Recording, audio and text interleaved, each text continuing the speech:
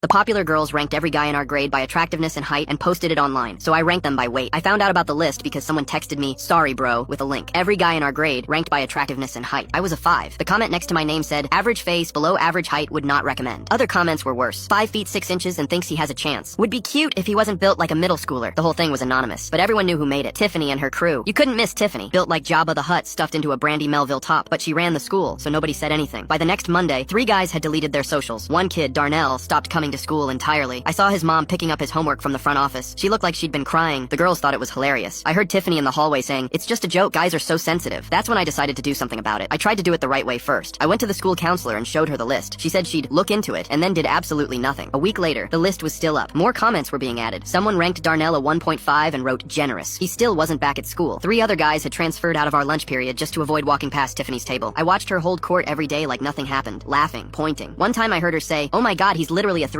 Why is he even talking to her?" I'd had enough. I caught her at her locker between classes. "The list is hurting people. Darnell hasn't been to school in 2 weeks. You need to take it down." She looked at me with this fake pity face. "Aw, are you upset about your little 5? Don't worry. I'm sure someone will settle for you eventually." Her friends howled. I didn't react. "Darnell hasn't been to school in 2 weeks because of what you did." She shrugged. "That's a him problem. Maybe if guys weren't so emotional about everything, they'd be fine. We're literally just telling the truth. So you'd be okay if someone did the same thing to you?" She laughed. "No one would dare." I nodded. "You're probably right." I walked away. That night, I sat in my room and thought about what would actually get through to her. Words didn't work. Authority didn't work. The only thing Tiffany would understand is feeling exactly what she made everyone else feel. So I opened a Google Doc, and I started typing. I got the weights from Instagram posts, beach photos, anything public. I estimated where I had to. Spent 3 days on it. Made sure it was detailed. Made sure it was brutal. Made sure Tiffany was right at the top. Then I waited for Friday. Friday lunch. I dropped the list at exactly 12 o'clock. Official ranking, girls edition, by weight. Within 10 minutes, it had spread to every corner of the cafeteria. I watched the chaos unfold from my usual table. Girls were crying, screaming, comparing notes. One girl threw her phone across the room, but I kept my eyes on Tiffany. She was holding court as usual when someone handed her their phone. She squinted at the screen, scrolled. Her smile disappeared. She scrolled more. Her face went red, then purple. She was at the top of the list. Number 1, 187 pounds. Comment, built like Jabba the Hutt in a Brandy Melville top. She stood up so fast her chair fell over. Her eyes scanned the cafeteria until they found me. I waved. She marched over, her whole crew behind her. "You think this is funny? This is disgusting. This is body shaming. I'm reporting you." I stayed calm. "Body shaming? That's crazy. It's just a joke." "This isn't a joke. This is harassment." "Is it? Because I remember when I told you to take your list down, you said it was just a joke. You said guys need to stop being so sensitive." The cafeteria was dead silent. "The difference is," I said, "you ranked guys by height and attractiveness. Things they were born with. Things they can never change. I ranked by weight. Something anyone can change if they really wanted to." Tiffany's mouth opened, closed, opened again. Nothing came out. Her friends were backing away from her. Nobody wanted to be associated with this anymore. "So if you want to go to the principal," I said, "I'll walk with you. We can show them both lists." We both got detention. The principal made us take down both lists and write apology letters to the school. I wrote mine in 5 minutes. Tiffany's crew stopped sitting with her after that. One by one, they found other tables. By winter break, she was eating lunch alone. She transferred to a different school in January. Darnell came back a week later. Turns out being ranked by weight hurts just as much as being ranked by height. Maybe more. Funny how that works.